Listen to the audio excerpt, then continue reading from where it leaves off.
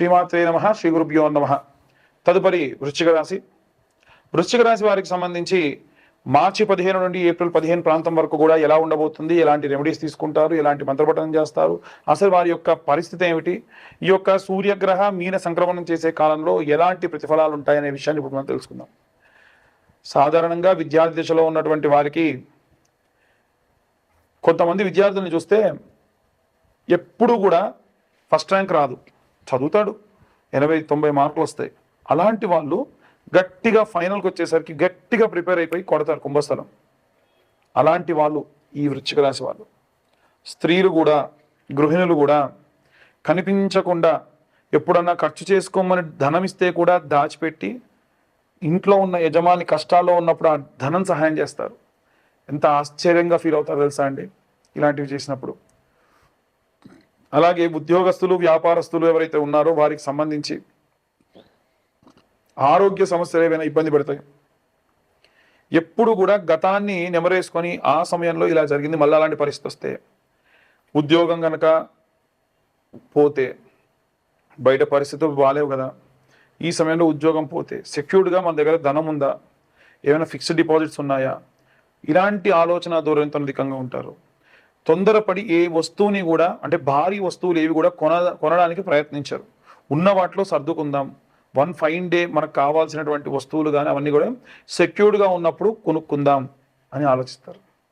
వ్యాపారస్తులు కూడా ఇలాగే ఉంటారండి. పెద్ద పెద్ద బంగారపు షాపులలో ఉన్న వాళ్ళు కూడా నిత్యము సర్వసాధారణమైనటువంటి జీవన విధానాన్ని గడిపేటువంటి వాళ్ళని చాలామందిని చూశాను. ఎందుకు అంటే ధనం ఉంది అనేటువంటి అహంకారం ఇక్కడికి వస్తే, వారి యొక్క మాట తీరు మారితే, వారి ప్రవర్తన ఎవరైనా సరే కామెంట్ చేస్తే తట్టుకోలేరు, సహించలేరు. అందుకని సాధారణంగా ఉండాలనే భావనలో ఉండేటువంటి వాళ్ళు ఈ వృశ్చిక రాశి వారు. కాబట్టి వీరికి సంబంధించి చాలా ప్రశాంతమైనటువంటి వాతావరణంలో ఉంటారు. కానీ అనవసరమైన భయాలు విడిచిపెట్టడం మంచిది. ముఖ్యంగా సినీ రాజకీయ రంగాల్లో ఉన్నటువంటి వారు ఎప్పుడు కూడా మనకు టీం కెప్టెన్ అవ్వాలి, ఒక లీడర్ అవ్వాలి అనేటువంటి అందరికీ ఉందనుకోండి. ఒక క్రికెట్ టీంలో 11 మంది 14 మంది ఉంటారు, ఎక్స్ట్రా ప్లేయర్స్తో కలిపి. అందరికీ కెప్టెన్ అవ్వాలని ఉంటే ఎలా? కాదు కదా. కాబట్టి మీకు అవకాశం వచ్చినప్పుడు దాన్ని సద్వినియోగం చేసుకోవచ్చు. అలాగే సినీ రాజకీయ రంగాల్లో కూడా ఎలా ఉంటారంటే, వారికి ఎప్పుడు అవకాశం వస్తుందో అప్పుడు చూయిద్దాం, కానీ అప్పటి వరకు మంచి ప్లేయర్ లాగా వద్దాం, కీ రోల్ ప్లే చేద్దాం అనేటువంటి విధంగా వీరు ప్రవర్తిస్తారు. అలాంటి సమయం ఈ సమయం చాలా అద్భుతాలు జరగబోతూ ఉంటాయి. కానీ షష్టగ్రహ కూటం అయ్యేంత వరకు కూడా ఆగడం మంచిది. ఆ తర్వాతకి క్లాక్ వైజ్ డైరెక్షన్లో తిరిగేటువంటి గ్రహాలు, యాంటీ క్లాక్ వైజ్ డైరెక్షన్లో తిరిగేటువంటి రాహుకేతువుల ప్రభావం వలన చాలా చాలా అద్భుతాలు జరుగుతాయి. ముందు ముందు వచ్చేటువంటి ఉగాది పంచాంగ శ్రవణంలో ఆ విషయాలు తెలుసుకుందాం. ఇక అన్ని వర్గాల వారికి సంబంధించి ఎలాంటి రెమెడీస్ చేయాలి, ఎలాంటి మంత్రపఠనం చేయాలనే విషయాన్ని ఇప్పుడు తెలుసుకుందాం. అన్ని వర్గాల వారికి సంబంధించి ముఖ్యంగా విద్యార్థులు, గృహిణులు, అలాగే ఉద్యోగులు, వ్యాపారస్తులు అందరికీ సంబంధించి ఎలాంటి రెమెడీస్ పాటించాలి విడివిడిగా తెలుసుకుందాం.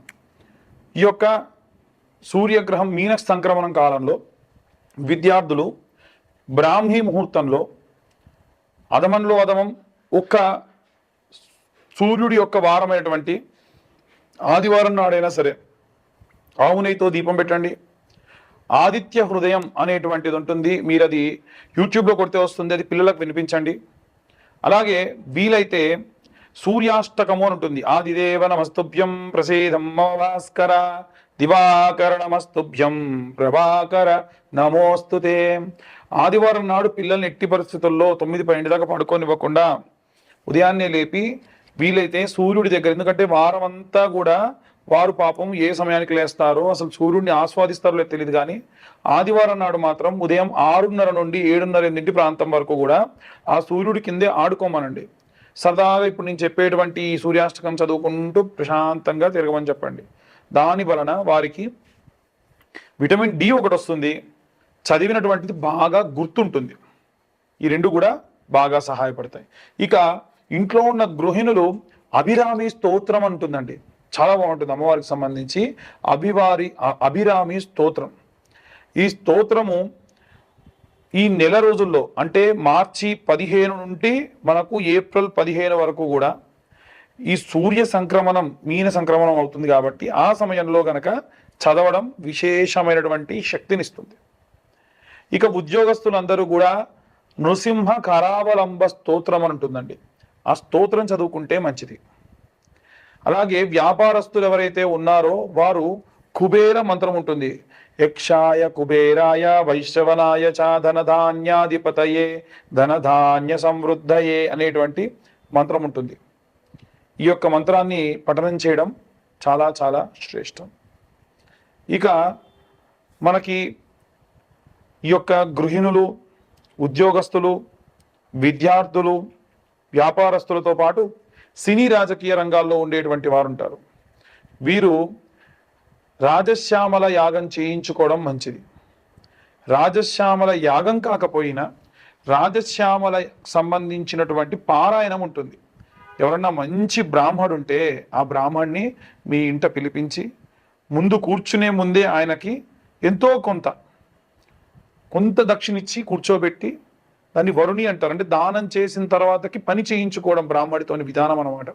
అలా వరుణి ఇప్పించి అతన్ని కూర్చుండబెట్టి ఎన్ని రోజులు చేస్తే అన్ని రోజులు, నేను 3 రోజుల్లో పూర్తి చేస్తానండి పారాయణం, మంచిది. ఏకాదశం చేస్తాం, 21 చేస్తాం, 41 సార్లు చేస్తాం, దాన్ని బట్టి సమయం ఉంటుంది.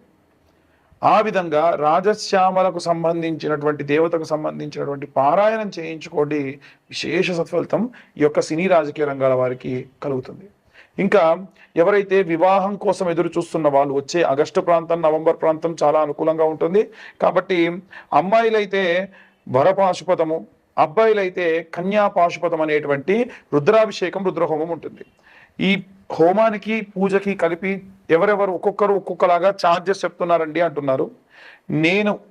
నేనైతే చేసేది ఒక 12 నుంచి 15 వేలలో పూజ సామాగ్రి అంతా మేమే తీసుకొచ్చి ఈ యొక్క పాశుపత హోమము, పాశుపత అభిషేకము చేస్తున్నాం.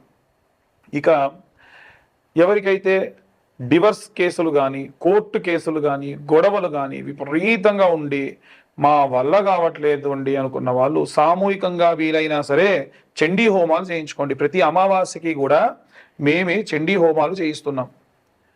ఆసక్తి కలవారు కేవలం 1016 కడితే సరిపోతుంది, సామూహికంగా జరిగే చండీ హోమాలు చేసుకోవచ్చు. అలాగే ఎవరికైనా సరే వారంతటి వారు ఇంట్లో కానీ లేదంటే దేవాలయంలో కానీ చండీ చేసుకోవాలన్నా చేయించుకొని మీ దగ్గరలో ఉన్న బ్రాహ్మణుని సంప్రదించవచ్చు. అలాగే ఎవరైతే ఈ యొక్క విదేశాలకు వెళ్ళాలనుకుంటున్నారో వీరు కూడా అరుణ పారాయణం చేయించుకోండి. అరుణ పారాయణం చేయించుకోవడం వల్ల విదేశాలకు వెళ్ళాలన్న కోరిక తీరుతుంది, విదేశాల్లో ఉద్యోగం కోరిక తీరుతుంది. ఆన్ సైట్ వెళ్ళే వాళ్ళు కూడా అరుణ పారాయణం చేయించుకోవడం చాలా మంచిది. పిల్లల దగ్గర లేకుండా వృద్ధాప్యంలో ఉన్న వాళ్ళు వీలైనంత వరకు కూడా దక్షిణామూర్తి స్తోత్రము, సాయంత్ర సమయంలో కాలభైరవాష్టకం చదవడం చాలా చాలా చాలా మంచిది. మేము గోచార రీత్యా అందరికీ జాతకం గురించి చెబుతూ ఉన్నాము. పూర్తిగా మీ జాతకం విశ్లేషణగా మీకు కావాలి అనుకుంటే మీ పేరు, మీ date of birth, time, place ఇవన్నీ ఖచ్చితంగా ఉంటే కింద ఉన్న నెంబర్కు వాట్సాప్ చేయండి. పూర్తిగా మీ జాతకం విశ్లేషణతో దశ, అంతర్దశ, విదశ, లగ్నం నుంచి పంచమ, కోణ, కేంద్ర, నవమ, దశమ, ఏకాదశ స్థానంలో ఎవరెవరు ఉన్నారో, ఎలాంటి సంచారం ఉంటుంది, ఎలాంటి ఫలితాలు మీకు దక్కుతాయి అనే విషయాన్ని విశ్లేషణతో 60 నుండి 70 పేజీలతో మీకు జాతకం అందించడం జరుగుతుంది. దీనికి గాను ఈ 2025 సంవత్సరంలో కేవలం 2025 రూపాయలు మాత్రమే ఛార్జ్ చేయడం కూడా జరుగుతుంది. ఈ యొక్క జనులందరూ కూడా చాలా మంది నరఘోష, నరపీడితముల వల్ల ఇబ్బంది పడుతూ ఉన్నారు. ఈ నరఘోష అనేటువంటిది రాకుండా ఉండాలి అని అంటే కరుంగలి మాలని ప్రతి సోమవారం నాడు కూడా అభిషేకంలో పెట్టి ఆ వారంలో ఎవరికైనా కావాలంటే వారి అడ్రస్కి డెలివరీ చేస్తున్నాము. డెలివరీ ఛార్జెస్ ఒక 100 రూపీస్ ఉంటుంది.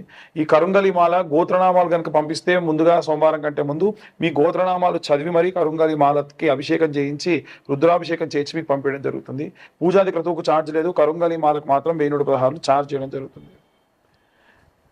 అందరికీ కూడా సర్వే జన సుఖినో భవంతు. స్వస్తి.